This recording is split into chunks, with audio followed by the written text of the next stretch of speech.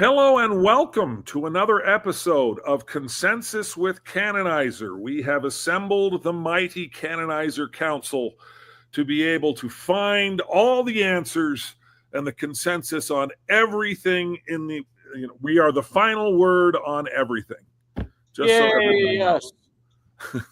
Well, there's a difference between what people think is the final word and the final word. So this is what everyone in the world thinks is the final word on everything. There you go. There you go. It's the closest we can get. Yeah. Like to welcome all of you here. I am Jim Bennett. I am here with Kelly Cassidy. Kelly, how are you? I am doing quite well, thank you. And Brent Alsop. Brent, how are you, sir? Good. And we have not an expert. We Plus, sometimes have two not experts, and usually you've been the second not expert, but the other not expert is not here, so we're promoting you. Thank you. I'm glad, good. Glad to have you here. So today's topic, actually, we're going to do things a little bit differently here, because in previous podcasts, we've had a topic ready to go, and then we've just sort of analyzed our positions on that topic, where we stand on that. And we're going to do something similar to that, but we haven't really fleshed out this topic yet. And I thought it might be interesting, and in our conversation, we thought it might be interesting to be able to sort of go through that process of how we flesh out canonizer topics. And hopefully those of you who are watching this will be inspired to say, oh, okay, I've looked at this before and I've read topics, but I've never really dived in to figure out how to do one on my own. And so hopefully this will be able to do that. So right here, I'm going to share it, pull it up on the screen. Oh, shoot, it didn't. I thought I had done. Oh, yeah, there it is. Okay. So this is the topic today we're going to discuss is what is the solution to the Gaza humanitarian crisis? And what we've done here, or I've created, we call this the agreement statement. This is a statement with which everybody can agree. And so the goal of Canonizer is to create the fewest possible camps that reflect the broadest possible consensus. So the overall agreement camp in a canonizer topic should have nothing in there that's controversial. It should cover every side of the argument. And that's what this does. This statement has not quite gone live, because when you create a canonizer statement or a camp statement, you're given a 1 hour grace period where you can go in and edit typos or whatever else it is before you commit to the changes. So that's where we are here. And the statement is, the Gaza humanitarian crisis is a complex and urgent situation that requires immediate, coordinated, and sustained action from all relevant stakeholders to protect human life, ensure basic needs are met, and work toward a sustainable resolution that addresses both immediate suffering and long-term stability. So I'm going to click this button, commit changes, and now you saw that went from orange to green. So if you go to Canonizer now, this statement is live. And so I'm going to go now, going to go back here to the consensus tree, and this shows us where we are right now. And so that we have an agreement statement, we have one supporter, that would be me, of the agreement statement. And there is also a supporting camp that comes underneath this. And the title of this camp is Genocide is Intolerable. But if you'll notice over here, we have yet to add a statement to this.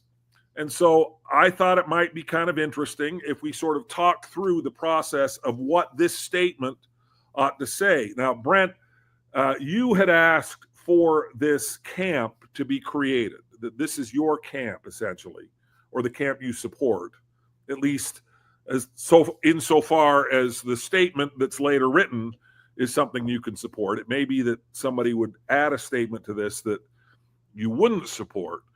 But can you just give us an overview as to what you mean by this, or why you felt this is an important camp to create?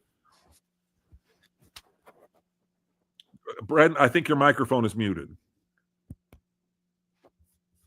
Sorry, can you hear me now? I can hear you now.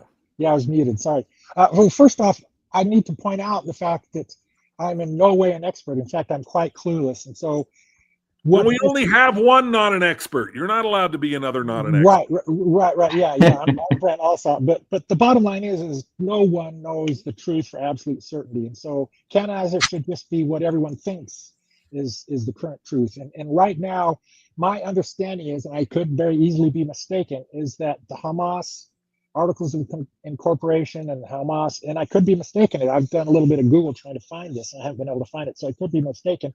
But I'm still of the assumption that Hamas and their Articles of Incorporation has as their goal to basically the genocide of Israel and in the Middle East. And so, as long as that is the case, I don't think any organization deserves sympathy. And if Israel wants to have self-defense and defend themselves against someone who's trying to basically kill them all, then I think they're justified in whatever they're doing. That's what my understanding is. That's why they're going into Gaza Strip, to get Hamas, and whose stated goal is the eradication of Israel. So that's just my current thinking. And if someone can point out some evidence and falsify that for me, then that would be great. I would jump camps. But that's my current likely mistaken thinking. So does that make sense? It does. So based on that, I have a new camp statement that I am going to add here. And I am, can you see that? Yeah, that statement. Yeah. All right. So I am going to publish it. And again, there's a grace period before it goes live, but let's just review this quickly. It says, I'm going to edit it even, because I think there needs to be a paragraph break there. Okay, so. Oh, and you don't need the genocide is intolerable. Wait a minute. This is the supporting camp. Right, but you no longer need the genocide is intolerable up at the top, because that will duplicate it, because it's hard-coded to stick. I did not add that. I just pasted it in there in the statement. It's just already got it there. Right, but it doesn't need to be anywhere in this. And we've got an issue in. It shouldn't pre-populate with that in the statement. That needs to be fixed, because all right, we initially we initially added that in because it wasn't added in programmatically, but now it's programmatically entered into every camp, even if they don't have a statement. And so eventually, that should all, if it pre-populates with that should be removed, and eventually we will remove the code that pre-populates it with that. So yeah, this is the way it should be now. I believe that's the way it should be now, but yeah. Got it. So, okay. So genocide, the deliberate attempt to destroy in whole or in part any nation, national, ethnic, racial, or religious group, is morally unacceptable and must be condemned without exception. All acts that target civilians for mass killing, persecution, or eradication violate fundamental human rights and international law. Hamas's stated objectives and violent actions, including the targeting of civilians and the use of tactics that place non-combatants in harm's way, are incompatible with the principles of human dignity, peace, and coexistence. Such actions undermine the safety and future of both Palestinians and Israelis, perpetuating cycles of violence and suffering. This camp affirms that condemning genocidal rhetoric and behavior, regardless of who commits it, now that's interesting, is an essential step towards any just and lasting peace. The path forward requires the rejection of all ideologies and strategies that promote or excuse mass violence, and the pursuit of solutions that protect all human life. So I'm putting it in there. That's now live. Cool. Now, the reason why I said that was interesting is because, Brett, when we were talking about this before the podcast began, you announced that you wanted genocide is intolerable as the name of your camp, and you just sort of assumed that was a blanket indictment of Hamas. and that Israel is justified in defending itself. Hamas obviously went on the attack in October of 2023, and I don't know of anybody. I have never really heard anybody or anybody credible defend Hamas's attack and defend what Hamas has done. But what I have heard a great deal of are people who are critical of the scale of Israel's response, that they see Israel as going beyond any kind of sort of self-defense. And I have heard many people insist that Israel is responsible for genocide. And so I can imagine people coming to Canonizer, looking at that topic and agreeing, oh yeah, genocide is intolerable. But unlike you, Brent, they're assuming that it's Israel that is perpetuating the genocide. Do you have a response to that? Yeah, we should probably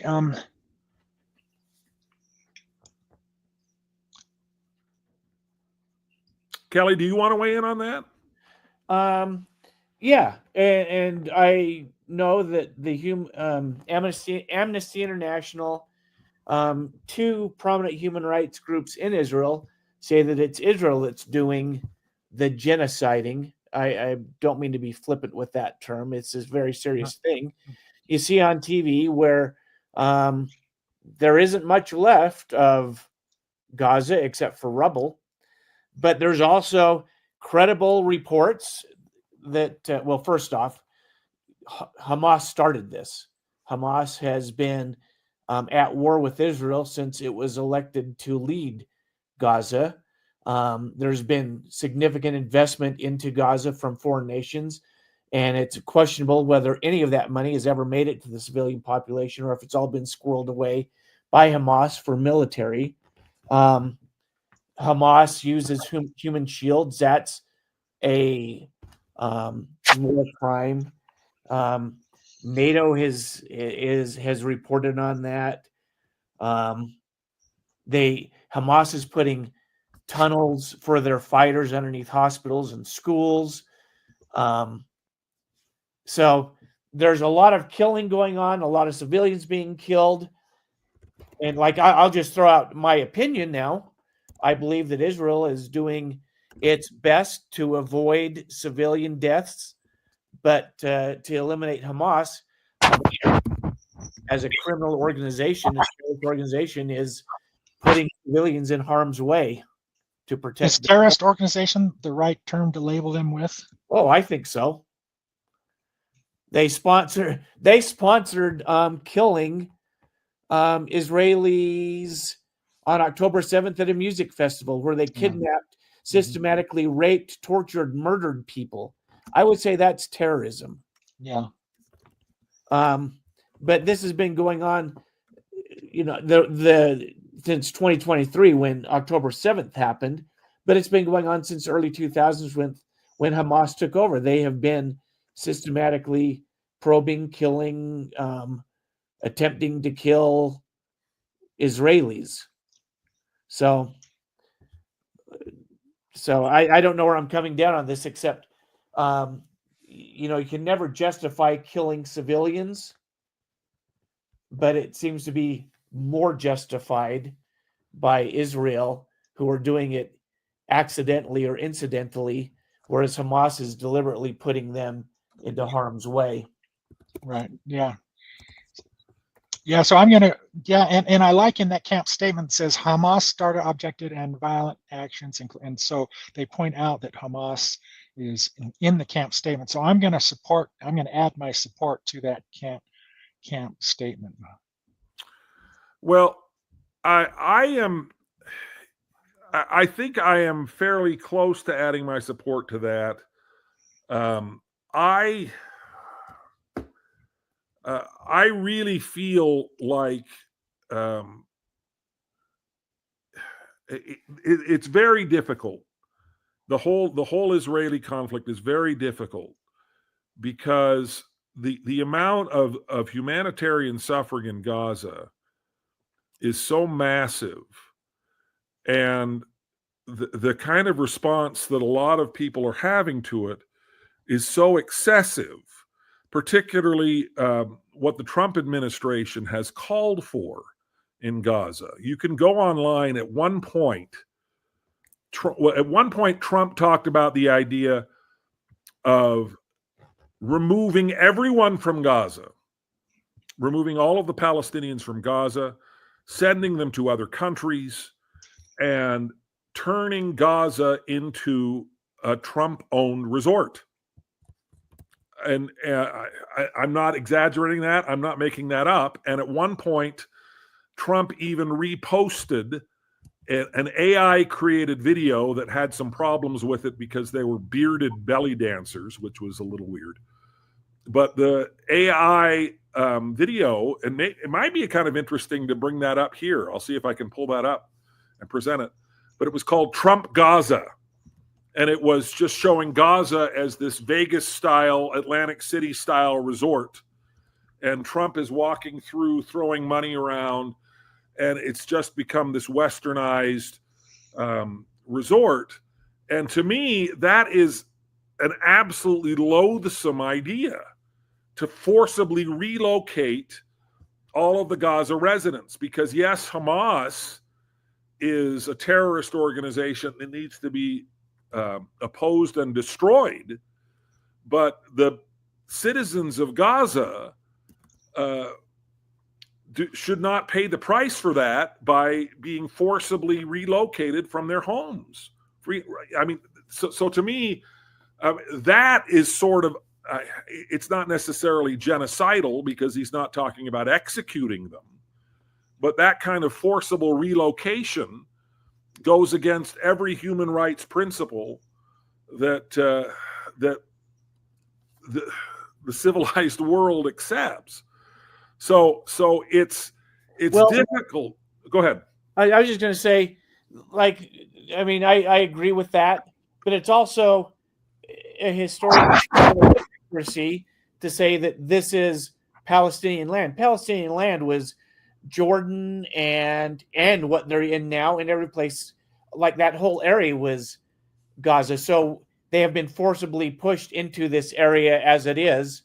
And well, yeah, I mean, like, historically they should be in Jordan, but Jordan won't have them because they're terrorists. Well, but the citizens of this, I mean, not every single Gazan is Hamas. Well, kind of they are currently. If you look at things like their education curriculum, it's not A, B, C, D, E, F, G. It's we will kill the Israelis, no more Jews around us. I just made that up, but like that is. Yeah, and hate of women and men own women, yeah. and put gay people in jail, just basically destroy, and intolerant of anyone who doesn't follow their beliefs. Yeah. And in Hamas's constitution, I'm paraphrasing or articles, they say that the women play a central role in this because they're to remain home and raise fighters who will destroy Israel. So kind of the way it is currently. This wasn't the case when even Yasser Arafat was in control in our lifetime. He came to a peace treaty with Israel. But then the people voted to have Hamas. There's never been another election since then. And Hamas has turned this into a little terrorist training ground. All right, let me share this video. It's 30 seconds long, but I want to get your reactions to it. Okay. So this video is a Trump video? Trump shared it, yeah. Your screen's not shared currently. Oh, shoot. Okay, hold on.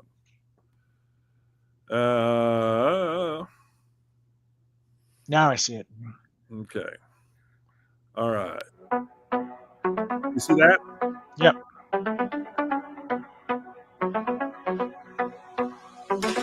Tunnels coming to set you free, bringing the light for all to see. No more tunnels, no more fear. Trump Gaza is finally here.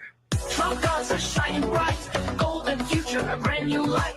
Feast and dance, the deal is done. Trump Gaza #1. Trump Gaza shining bright, golden future, a brand new light. Feast and dance, the deal is done. Trump Gaza #1. Oh, was that Elon Musk in there too? Yeah. Did you see the belly dancers? I saw them, but I didn't. Were they bearded? Yes. Wow. I think that's kind of an AI problem.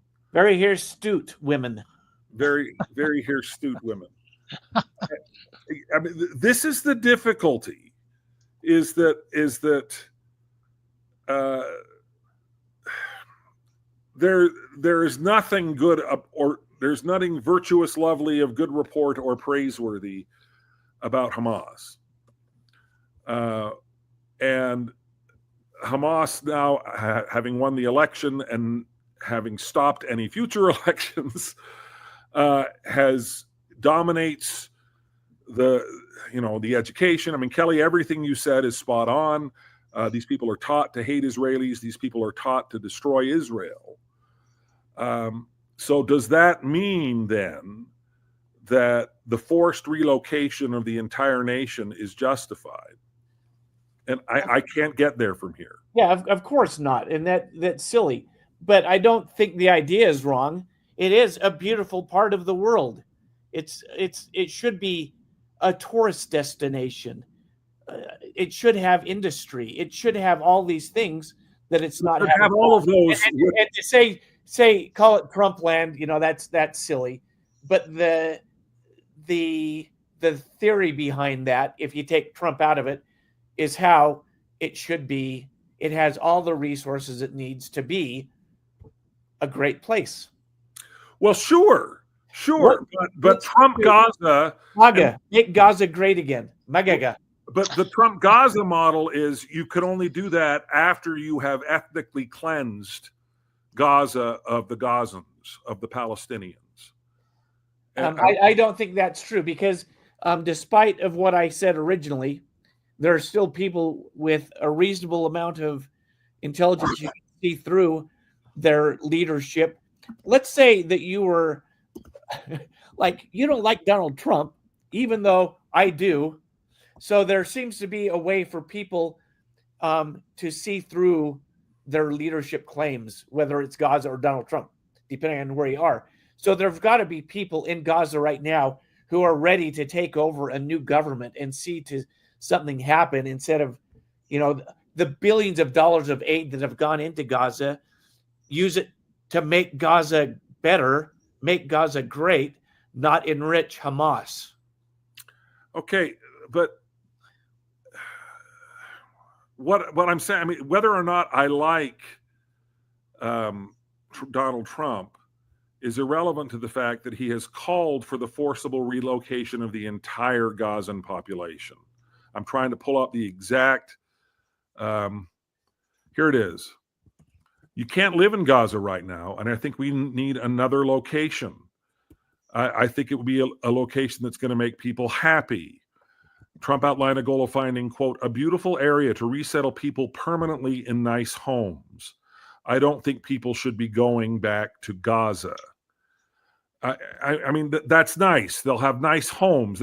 You're moving them. You are forcibly relocating them out of their country. Now, Kelly, if Donald Trump wants to invest in casinos and create sort of Trump Gaza, where the people who currently live in Gaza, and that's their home, are allowed to stay there and participate in making Gaza a great, lovely resort, I really have no problem with that. I really don't. I mean, I would much rather that Donald Trump would go back into being a real estate developer than being a guy who takes over the District of Columbia with the National Guard. But that's another topic for another day. But this is my problem, is that I think a case can be made that, that's essentially the definition of ethnic cleansing, is you are cleansing an area of an ethnicity. Now, most of the times, ethnic cleansing has involved getting rid of these guys by killing them, not necessarily by forcibly relocating them, but usually it's a combination of both, and neither one, in my mind, is acceptable. Where am I missing something? No, I agree, and I don't think that's going to happen. It was never a realistic proposal. It was just one of Trump's random thought bubbles that flows out of his head without going through his mind first. But if you look at what U.S. objectives currently are in Israel, it's to dismantle Hamas and make it so there can be a government in Gaza that treats its people well. They want to end the conflict in Gaza with a established permanent ceasefire. They want all the hostages released. Like, this is the official U.S. government thing, not Trump's random, let me just say something that comes out of my mouth. Right. Well, yeah, I kind of think the argument can be made that it's double negative. For example, if we assume that one of Hamas's fundamental tenets is the ethnic cleansing of Israel, then if Israel wants to cleanse that, that's a double negative. And that's what the opposite of ethnic cleansing is cleansing anyone that believes in ethnic cleansing. And so to me, in a way, Israel is justified in standing up self-defense and destroying ethnic cleansing, because it's like, yes. So to me, it's a double negative, and that justifies the cleansing from someone who is cleansing of ethnic cleansing people. As a grammar Nazi, not a regular Nazi, double negatives are never acceptable. And it sounds a little bit to me like two wrongs make a right. That it's not okay to engage in ethnic cleansing, but it's okay to ethnically cleanse the ethnic cleansers. Right. And again, I in the broadest possible sense, Israel is 100% in the right, and Hamas is 100% in the wrong. In the application of how we're doing this, that makes sense. It becomes a whole lot messier in my mind. Oh, I agree. Because Hamas absolutely, it's also, if you're going to go into sort of childhood taunts, they started it. Hamas started it. Hamas attacked Israel brazenly, still holds hostages, is engaged in entirely illegal genocidal war crimes. But Israel's response, the difficulty that Israel has is that, and again, and this is now going to be me sort of arguing in Israel's favor on this. Anything Israel does is going to be criticized by the international community as being a non-proportional response. Anything. Yep. So then whenever Israel does anything to defend itself, you mentioned Yasser Arafat back in the day, Kelly. I remember when the Palestinian Authority, which doesn't really exist anymore. I mean, it's now just Hamas. But the Palestinian Authority, as led by Yasser Arafat, did not stop Palestinian attacks on Israel, and Israel responded by blowing up part of Arafat's building when they knew no one was in it. And there was a picture of Arafat going back and looking at his bed, and there was part of the room that was blown up, and he had this look on his face like, oh, and the international community was like, see, Israel is overreacting. And it's like, guys, they went out of their way to do something that showed that they were upset and would result in no loss of human life. And even that wasn't enough. Even that was just way too far for much of the international community. I mean, if you go and listen to the United Nations General Assembly talk about Israel, you hear just this flood of anti-Semitism. So Israel can do nothing right in the eyes of a great chunk of the world.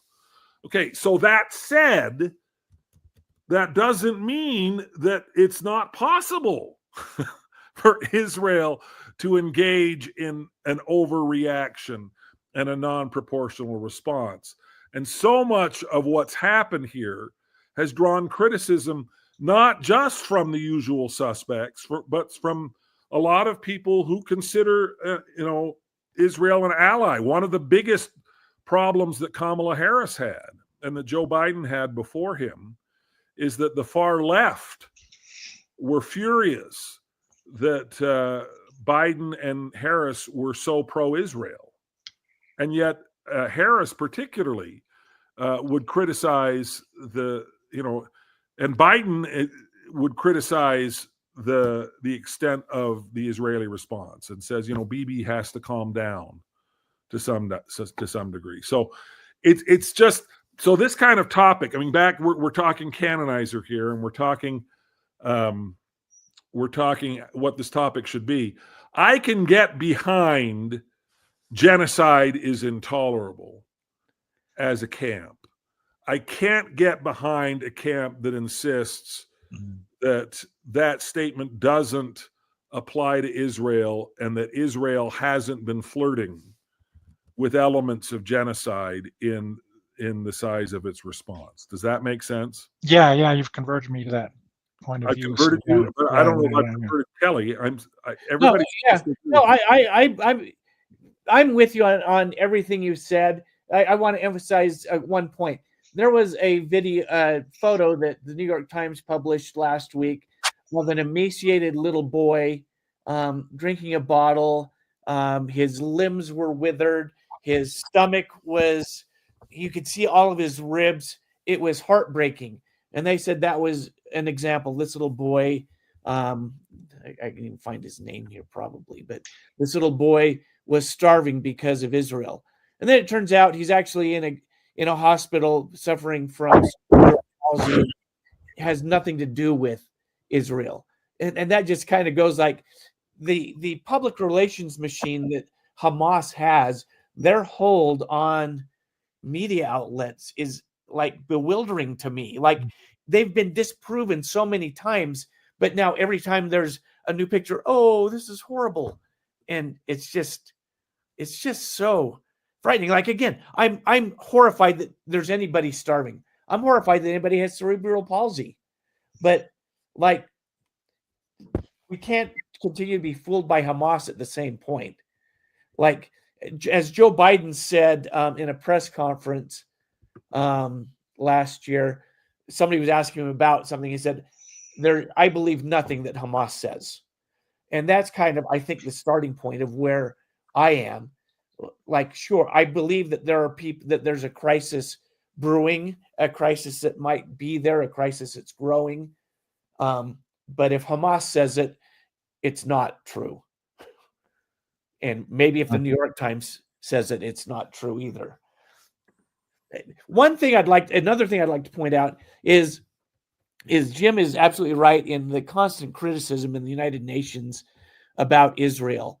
But it's been significantly more muted. And I'm going to give Trump credit on this with his visits to the Middle East early on in his second term here. You don't see the same kind of support for Gaza from Saudi Arabia, the Emirates, and things like that you would have seen 4 years ago. And so I think that much of the rest of the Arab world is starting to notice that Hamas is not good for their brand. And with Iran now shaken again, Hamas's funding is going to dry up. I think we're going to see something different happen there. And I hope that people survive to see it. Amen. Well, I think that's a good summary of this. So we invite anybody and everybody listening to this to come and help us flesh this out. As I think this discussion has demonstrated, this is a topic where building consensus is really, really essential, because there are so many thorny issues that need to be sorted out.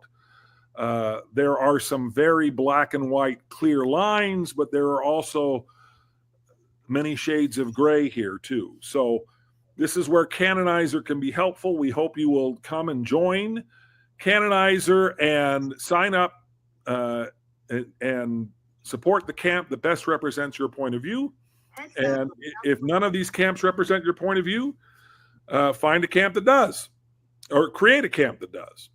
So anyway, with that, thank you very much, Kelly. Thank you very much, Brent. And thank you, everybody else. And we will see you next week in our next episode of Consensus with Canonizer.